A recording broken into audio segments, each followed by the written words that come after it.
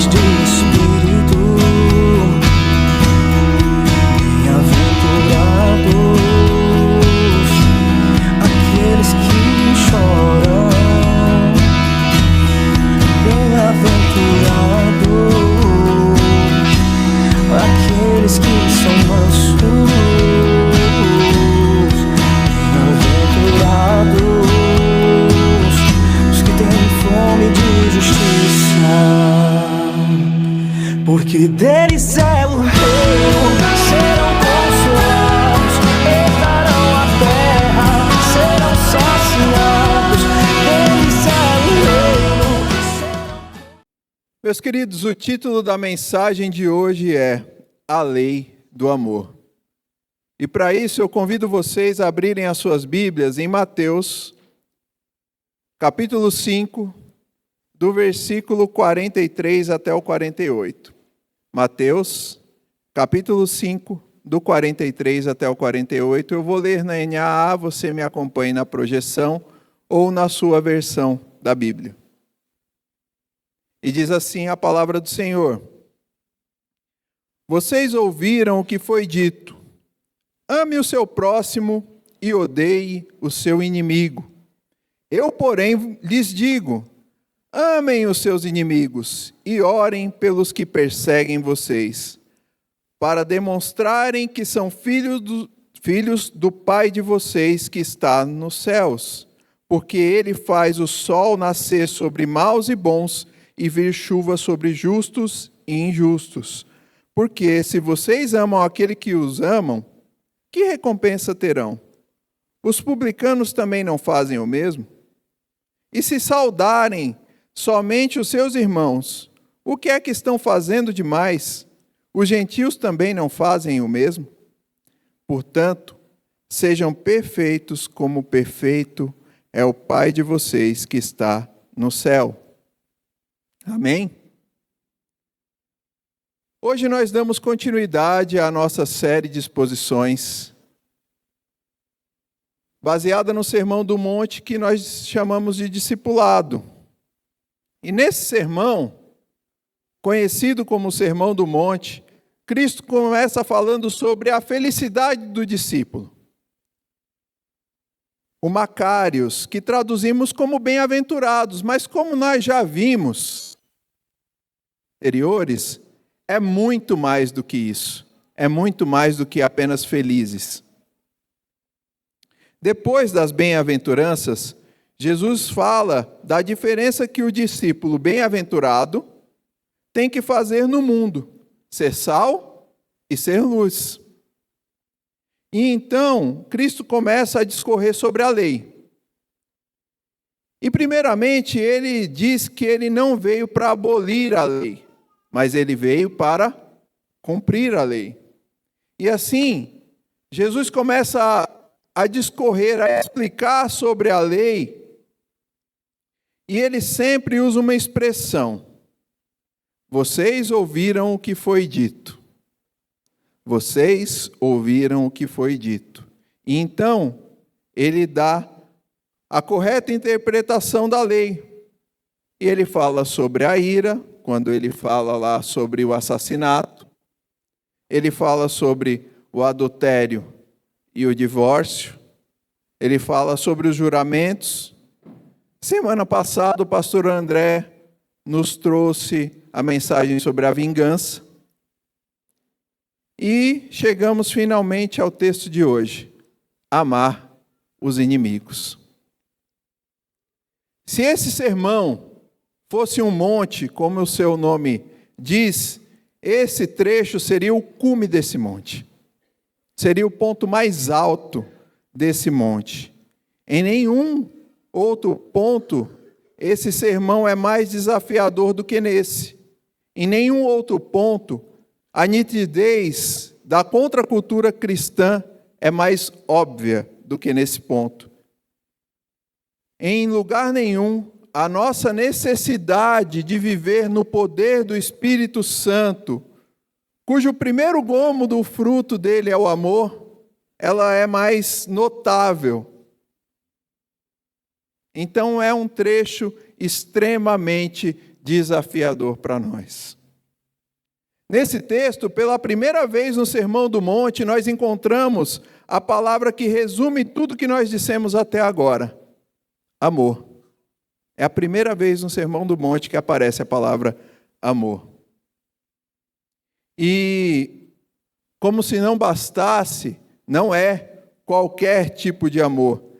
Jesus eleva o patamar, ele desafia os seus discípulos e os conclama a viverem no mais alto padrão.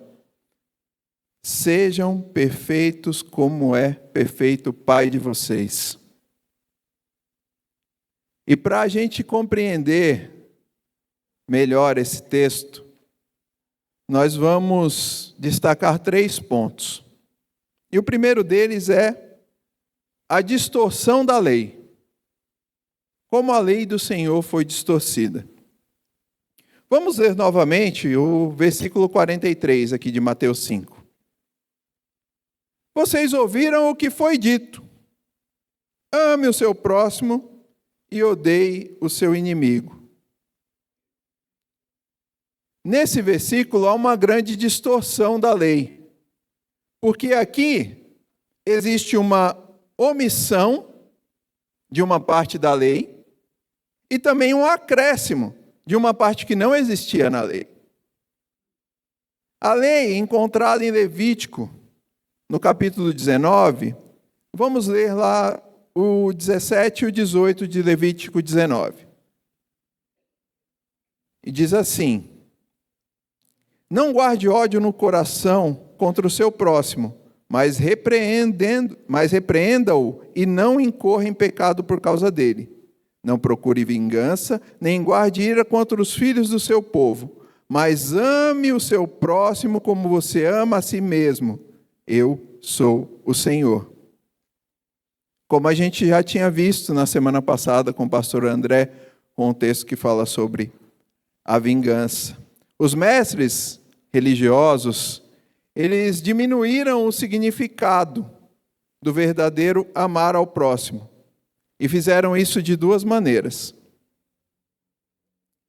Primeiro, eles diminuíram o padrão do amor. Eles retiraram da lei o amar como você ama a si mesmo. E com isso, eles diminuíram esse padrão de amor. Tornaram esse amor algo mais fácil de ser vivido, algo menos exigente. Ame, de qualquer maneira. Não como você ama a si mesmo, mas ame. Então eles diminuíram esse padrão. E também diminuíram quem deve receber esse amor. Porque eles disseram que não é para amar os inimigos. Muito pelo contrário, é até para odiá-los. Então eles não só diminuíram a forma, o padrão, como deveria esse amor ser mostrado, mas eles também excluíram desse amor algumas pessoas. Entendam, distorcer a lei divina, modificar os seus mandamentos, apenas demonstra o quanto o coração do homem está longe de Deus.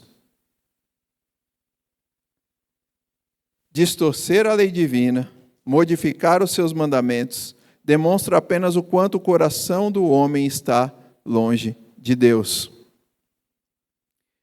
Os mestres religiosos, eles se apegaram a alguns pontos de Levítico 19. Porque Levítico 19, ele foi feito para o povo de Israel. E assim, eles justificavam que esse amor, ele deveria ser restrito ao povo de Israel. Era bem fácil para algumas pessoas, de forma consciente ou não consciente, mudar o sentido desse mandamento para o que era mais conveniente. Eles queriam diminuir a dificuldade de amar a todos. Bem, a gente sabe que isso é errado, mas a gente também faz isso. Muitas vezes a gente diminui ou a gente exclui algumas passagens da Bíblia porque elas são difíceis de viver. Então a gente finge demência. Finge que não está lá. Porque aí eu não preciso viver aquilo. E foi isso que esses mestres estavam fazendo.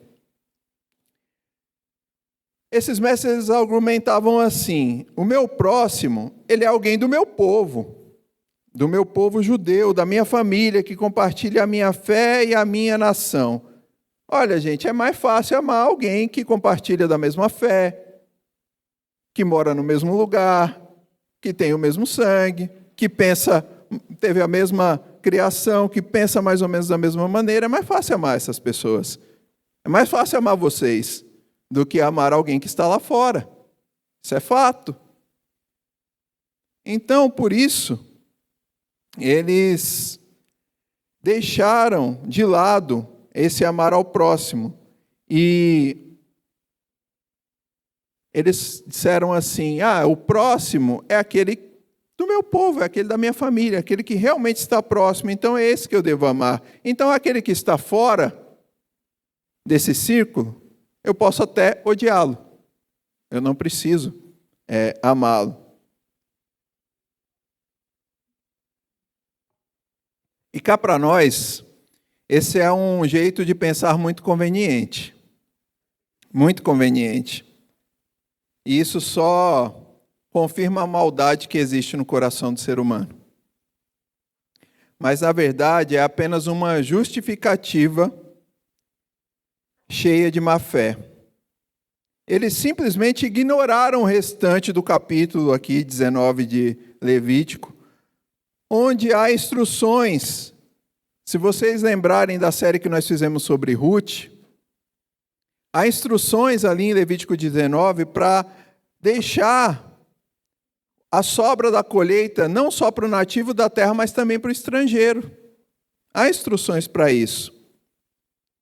E há uma declaração muito clara em Levítico 19 sobre os maus tratos aos estrangeiros. Está em Levítico 19, 34, que diz assim: tratem o estrangeiro que peregrina entre vocês como tratam quem é natural da terra. Amem o estrangeiro como amam a vocês mesmos, pois vocês foram estrangeiros na terra do Egito. Eu sou o Senhor, o Deus de vocês. Estava muito claro isso. Mas eles simplesmente deixaram de lado. E esses são apenas alguns textos do Antigo Testamento que falam sobre como Deus manda o povo de Israel tratar bem. Tratar bem é pouco. Amar aqueles que também os que eram estrangeiros, os que eram de fora. A gente viu alguns semana passada com o pastor André, e tem muitos outros no Antigo Testamento. É bem verdade que esses mestres da lei podem ter adicionado o ódio aos inimigos aqui como se fosse uma permissão da lei, como se fosse uma permissão da Bíblia. Porque talvez eles tiveram essa ideia, eles fizeram isso por causa das guerras de Israel contra os cananeus, contra os seus inimigos, ou até mesmo por alguns salmos imprecatórios. Sabem o que é salmos imprecatórios? Não. Aqueles salmos que rogam para que Deus castigue o inimigo. Agora vocês sabem. Pois bem, mas não foi isso que aconteceu. Se eles entenderam dessa maneira as guerras e os salmos imprecatórios como uma ordem implícita de Deus para odiar o inimigo, eles entenderam tudo errado. Alguns estudos modernos mostram que naquela região do Oriente Médio, onde os cananeus viviam, eles eram povos de uma cultura e de uma moral completamente corrupta. Tanto que as suas práticas eram tão ruins que a Bíblia nos diz lá no Antigo Testamento que a própria terra vomitou os seus moradores. De tão perversos que eles eram. Está lá em Levítico 18, 25. E que se os israelitas seguissem os mesmos padrões, eles também seriam vomitados pela terra. Dietrich Bonhoeffer escreveu o seguinte, que as guerras de Israel são as únicas guerras santas da história. E ele explica o porquê. Porque eram guerras de Deus contra a idolatria. Jesus não condena essa inimizade contra a idolatria, porque se ele o fizesse, ele estaria condenando a história de Israel e a antiga aliança. Mas Jesus deixou claro que ele não condenava isso, mas que guerras como aquelas não aconteceriam mais. E sobre os salmos que pedem punição aos inimigos, os salmos imprecatórios, que vocês aprenderam hoje, é importante entender que o salmista não está falando aqui de uma raiva pessoal, ele está falando como um representante do povo de Deus. Nesses salmos, o salmista, ele vê os ímpios como inimigos de Deus e só então como seus próprios inimigos. É importante entender que aqui o salmista ele não está falando de uma raiva pessoal. Isso acontece porque ele se identificou tanto com a causa de Deus, ele se identifica tanto com a causa do Senhor, que ele odeia essas pessoas que não amam a Deus. Então, na verdade, ele não está levantando a sua bandeira. Ele está levantando a bandeira de Deus. Eu vou dar alguns exemplos de salmos imprecatórios. Tá? Eu vou ler rapidamente aqui, vocês vão. Temos o Salmo 7, o Salmo 12, o Salmo 35, o Salmo 58, o 59, o 69, o 70, o 83, o 109, o 137, o 140. Tem um bocado. Eu vou ler alguns aqui. Ó Deus, quebra-lhes os dentes na boca. Eita, estava com Salmo 58, 6. Esse realmente estava com... Estava virado no giraia. Diana, boa, põe para torar. Consome-os com indignação, consome-os de sorte que jamais existam. Salmo 59, 13. Filha da Babilônia, que hás de ser destruída, feliz aquele que te der o pago do mal que nos fizeste, feliz aquele que pegar os teus filhos e esmagá-los contra a pedra. Salmo 137, 8. Rapaz, olha aí. Caiam sobre eles brasas vivas, sejam atirados ao fogo. Salmo 140, 10. Esse aí está mais brando? Esses são alguns dos salmos imprecatórios. E aí, talvez essas palavras gerem um questionamento. Será que esses salmos não vão de encontro à ética do Novo Testamento de amar os inimigos? Será que uma coisa invalida a outra? Não. Não, meus queridos. Porque o próprio Jesus, ele expressa uma linguagem imprecatória contra os fariseus e os escribas. Está lá em Mateus 23. Se você ler Mateus 23, ele chama como os fariseus de queridos, amiguinhos, raça de víboras. E ele fala sobre a condenação que há de vir sobre eles. Jesus fala isso.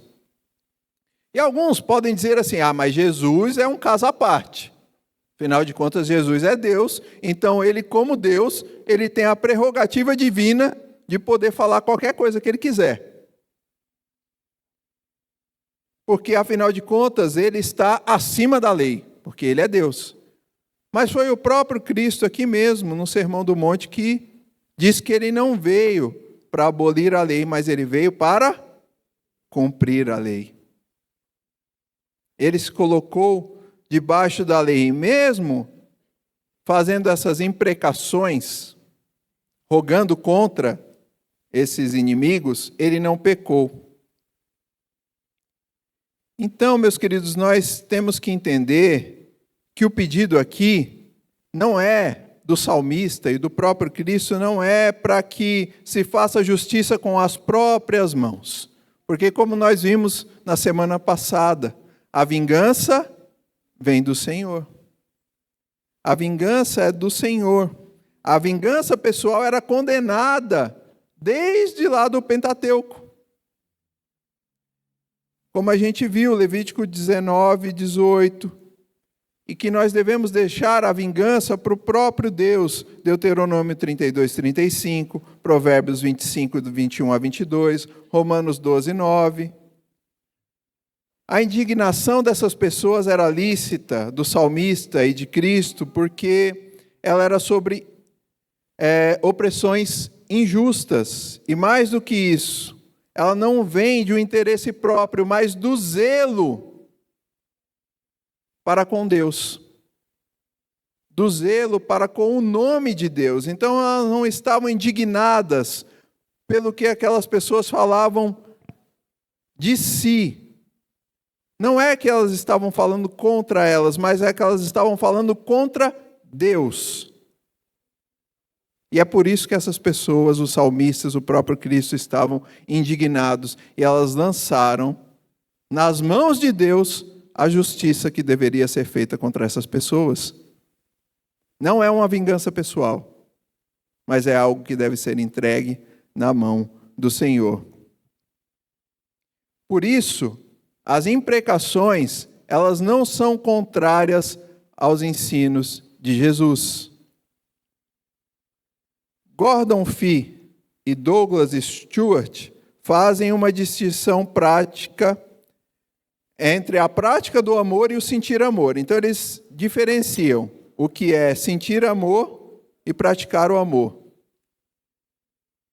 Amor é o que você faz por alguém, não o que você sente por alguém, que determina o seu amor. Cristo nos exortou a praticar o amor, não sentir o amor.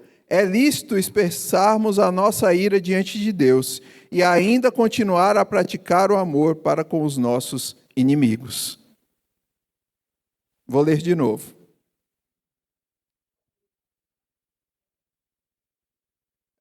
É o que você faz por alguém, não o que você sente por alguém, que determina o seu amor. Cristo nos exortou a praticar o amor, não a sentir o amor. É lícito expressarmos a nossa ira diante de Deus e ainda continuar a praticar o amor para com os nossos inimigos. Então, entendam, uma coisa é uma coisa, outra coisa é outra coisa. Vocês entenderam? Essas palavras, então, odiarás o inimigo, elas foram um acréscimo à lei. Elas não estavam lá. Elas eram totalmente estranhas a passagem original.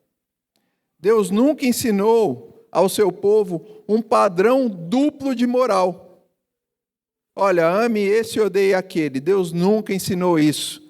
Não havia duplicidade moral nos ensinamentos do Senhor. Jesus, então, rejeitou aquela adição como uma grave distorção da lei e disse: eu, porém, vos digo, amai os vossos inimigos. E aí entra o nosso segundo ponto, o amor ao inimigo. Versículo 44 de Mateus 5. Eu, porém, lhes digo, amem os seus inimigos e orem pelos que perseguem vocês. A ideia de inimigo era algo bem conhecido pelos discípulos. Tá? Na verdade, eles lidavam com os inimigos todos os dias. Os inimigos, para eles, eram aqueles que os xingavam, dizendo que estavam destruindo a fé e desobedecendo a lei. Os odiavam por terem largado tudo o que tinham por causa de Cristo, valorizando apenas o estar perto de Cristo. Os insultavam e tiravam sarro deles por serem fracos e humildes. Os perseguiam, querendo destruí-los, pois viam neles uma ameaça de mudança radical. Esses eram inimigos, e esses eram os inimigos internos. Aqueles judeus fervorosos pela lei, os legalistas. Alguns desses inimigos, líderes religiosos do próprio povo, não aceitavam o que Jesus dizia. E esses líderes, eles eram respeitados e eles tinham poder. Outro tipo de inimigo, que logo vinha à mente de qualquer judeu, era um adversário político, ou seja, Roma. Naquela época, dominados por Roma, Roma era um inimigo para eles. Eles sentiam o peso da opressão romana com força. Seu território foi invadido. A sua liberdade foi cerceada. E o seu povo empobrecido pelos altos impostos romanos. Então eles tinham em mente quem era inimigo. Sabiam muito bem quem era. Entendam, meus queridos, o mandamento de amar o inimigo, ele vai contra a nossa natureza pecaminosa. É algo que não conseguimos viver por nós mesmos, somente através do Espírito Santo de Deus. Vai contra a nossa natureza. Sozinho, não dá. Sem o poder do Espírito, não conseguimos.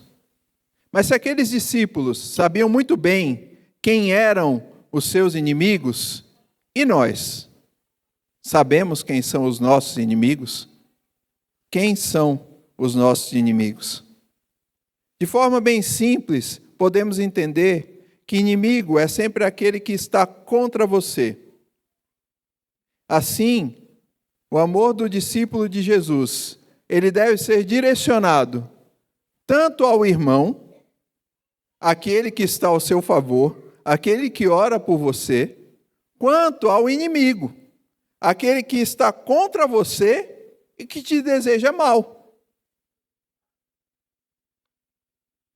A forma de agir do discípulo, ela não é definida pelas outras pessoas,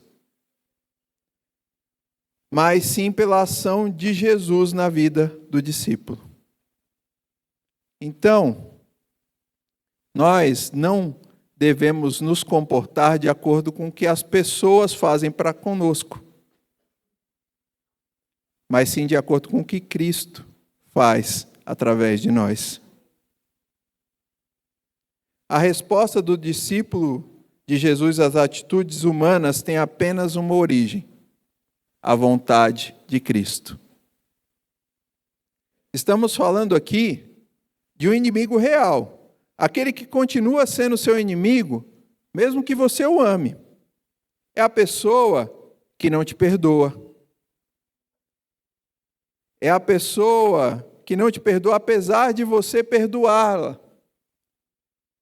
É quem te odeia, mesmo que você ame. É aquele que te rejeita. Quanto mais você tenta ajudar, mais rejeita você. É desse que nós estamos falando. Salmo 109, 4. Em paga do meu amor me hostilizam. Eu, porém, oro. Em paga do meu amor me hostilizam. Eu, porém, oro. O amor não deve esperar nada em troca, mas sim procurar alguém que precisa dele. Quem mais precisa do amor do que alguém que vive no ódio, na indiferença? Quem mais precisa do nosso amor? Por isso, quem é que mais carece do nosso amor? Nosso inimigo. Ele é quem mais precisa desse nosso amor. O discípulo de Jesus, ele não pode escolher a quem amar. Seu amor deve se estender a todas as pessoas, inclusive aos seus inimigos, e ir muito além de resistir ao mal sem revidar. Ele deve ser ativo no sentido de fazer o bem. Eita, está cada vez mais difícil. Está cada vez mais difícil, meus queridos.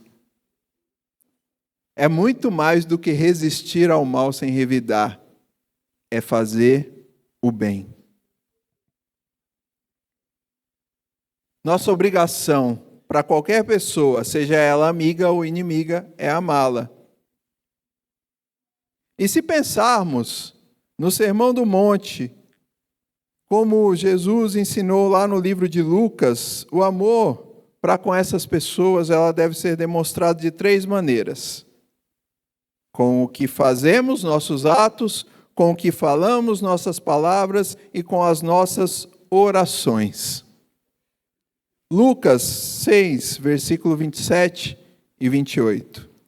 Lucas 6, 27 e 28. Digo, porém, a vocês que me ouvem, amem os seus inimigos, façam bem aos que odeiam vocês. Abençoem aqueles que os amaldiçoam, orem pelos que maltratam vocês. O que Jesus está querendo dizer com façam o bem? Será que ele está falando de filantropia? Com certeza é muito mais do que isso.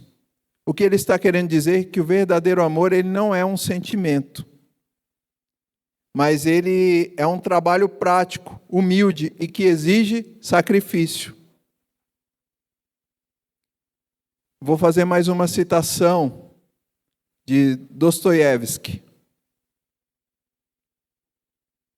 O amor de verdade, quando a gente age, é muito mais poderoso do que o amor que só existe na nossa imaginação. O amor de verdade, quando a gente age, é muito mais poderoso do que o amor que existe só na nossa imaginação.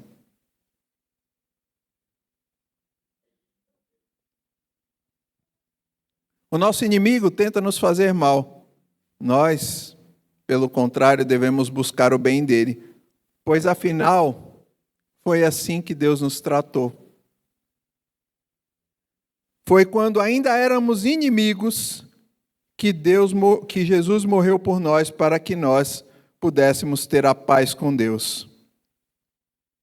Quando ainda éramos inimigos de Deus, Jesus morreu por nós para que nós pudéssemos ter a paz com Deus. E assim, se ele se deu por seus inimigos, nós também devemos nos dar e amar por nossos inimigos. Ações. As nossas palavras também devem demonstrar o nosso amor. Falamos diretamente aos nossos inimigos e falamos a Deus em favor deles. Jesus disse, abençoem aqueles que o amaldiçoam. Isso significa que, mesmo que eles nos desejem mal, expressando em palavras os desejos de que nós fracassemos, nós devemos responder pedindo as bênçãos do Senhor na vida deles. Nós devemos desejar o bem para eles. E nós devemos orar por eles. Podemos ver a oração pelo inimigo como o ponto mais alto do amor cristão. Isso é o máximo, escreveu Bonhoeffer. Bonhoeffer disse o seguinte: na oração, nós nos colocamos ao lado do inimigo, estamos com ele, junto dele e por ele diante de Deus.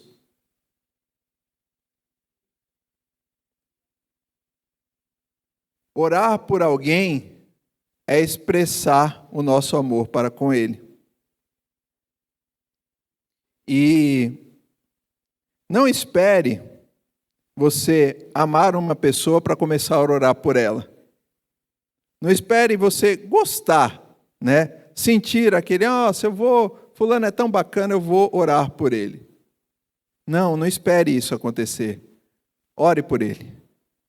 Ore por ele e você vai ver que se ele não mudar, algo em você vai mudar. Algo em você vai mudar. Você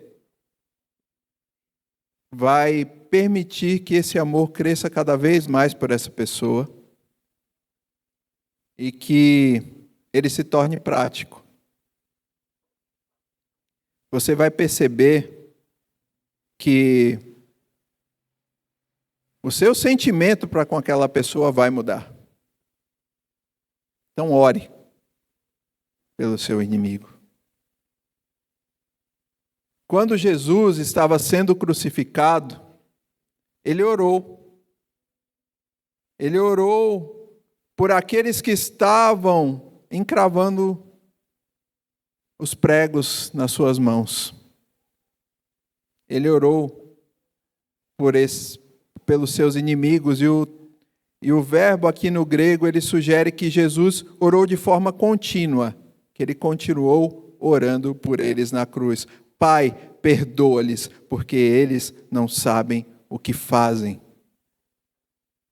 Se a dor terrível da crucificação não conseguiu calar a oração de Jesus por seus inimigos, que dor, orgulho, preconceito ou preguiça poderia justificar o nosso silêncio? Se a dor da crucificação não pôde calar a oração de Cristo pelo seu inimigo, o que justifica o nosso silêncio?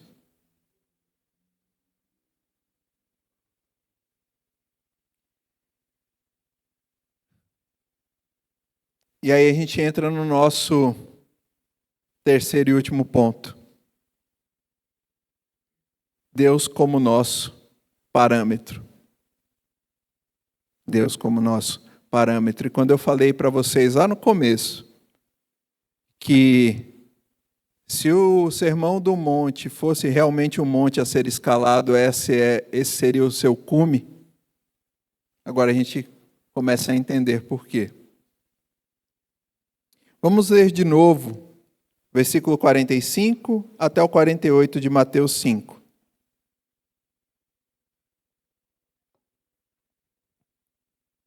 Para demonstrarem que são filhos do Pai de vocês, que está nos céus, porque Ele fez o sol nascer sobre maus e bons, e vir chuva sobre justos e injustos. Porque se vocês amam aqueles que os amam, que recompensa terão? Os publicanos também não fazem o mesmo?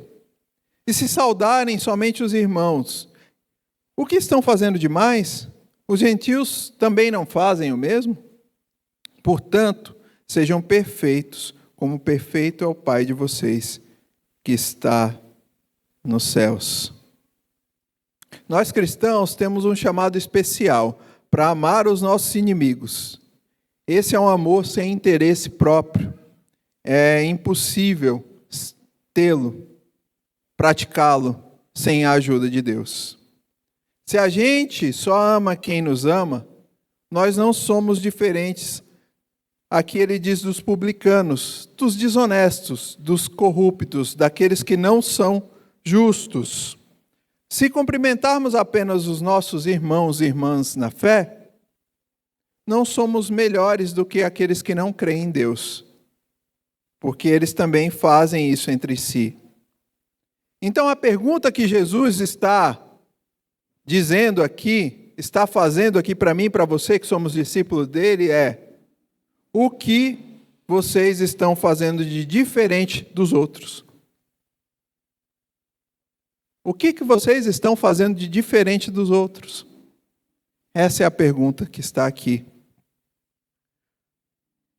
O amor ao inimigo é o que o próprio Deus fez, como a gente já viu. O amor não é a única característica que Jesus quer que os seus discípulos copiem. Aqui Jesus diz, ele usa algumas palavras aqui em destaque. A palavra mais foi o ponto principal do que Jesus estava falando. Para nós, os cristãos, não basta ser como as outras pessoas. Nossa missão é superá-las em bondade e em amor. É mais. O cristão tem o dever de ser mais. E aí, Jesus mesmo diz que a nossa justiça ela deve exceder a dos fariseus, ser maior do que a deles. O nosso amor deve ultrapassar o amor daqueles que não conhecem a Deus. O cristão, ele tem o dever de ser mais. Bonhoeffer explica. Bonhoeffer diz o seguinte: o que torna algo especificamente cristão é o extraordinário, o invulgar, o não natural. É o muito mais, o muito superior. O que é natural é igual tanto para quem não é cristão, quanto para quem é. O que é especificamente cristão começa com o extraordinário. O essencialmente cristão consiste no extraordinário. Não basta ser igual. Não basta ser igual. Então, o que é esse algo a mais, o extra que os cristãos devem demonstrar? Eu vou recorrer novamente a Bonhoeffer. Ele diz o seguinte: é o próprio amor de Jesus Cristo, o amor que sofrendo e obedecendo vai para a cruz. A essência, o extraordinário do cristianismo é a cruz.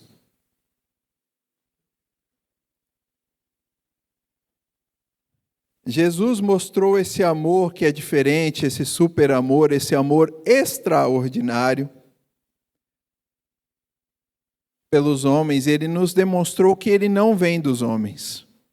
Então não adianta que nós não temos isso naturalmente. Esse amor, ele vem de Deus.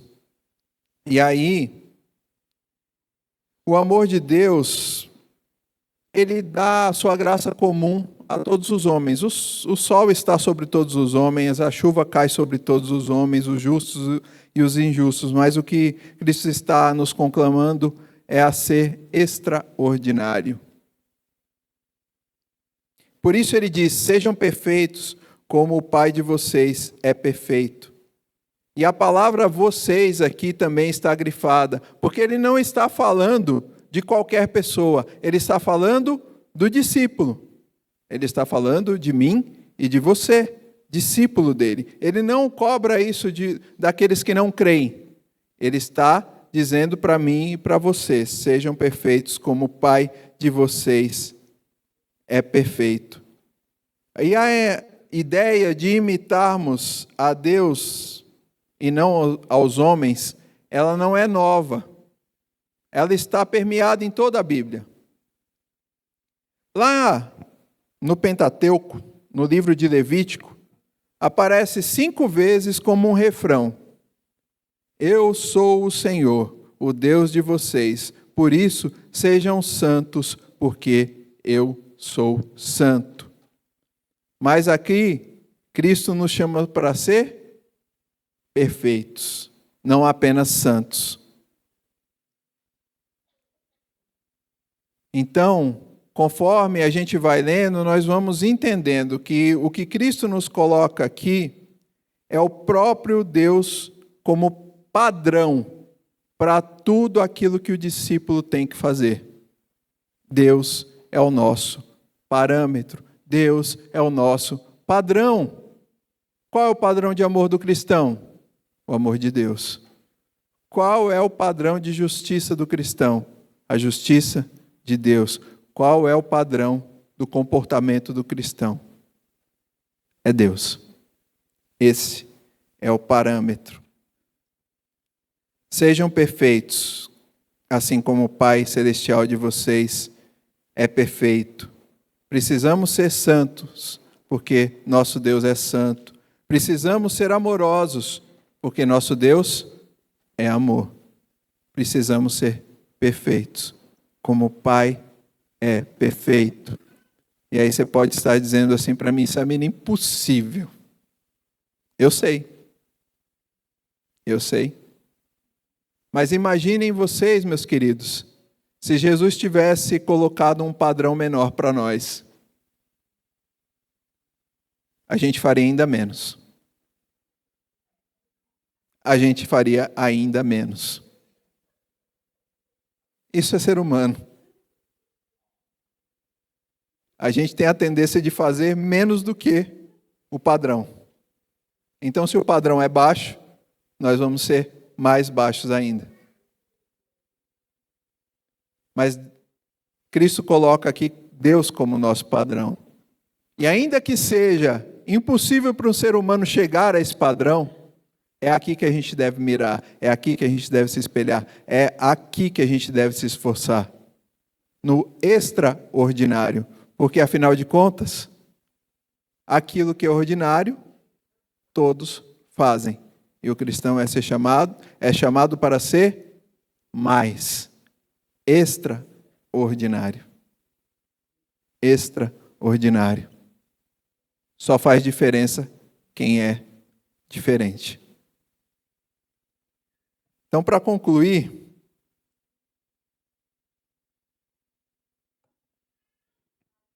o Sermão do Monte, ele nos fala sobre os ensinamentos de Jesus para com os seus discípulos. A forma como devemos viver a vida de cidadãos do reino dos céus. O que Jesus expõe nesse sermão, muitas vezes, contraria o nosso eu. A palavra de Deus gera em nós um incômodo. Falar sobre amar os inimigos e orar pelos que nos perseguem nos tiram da zona de conforto. Nos levam a compreender o amor de Deus pela humanidade.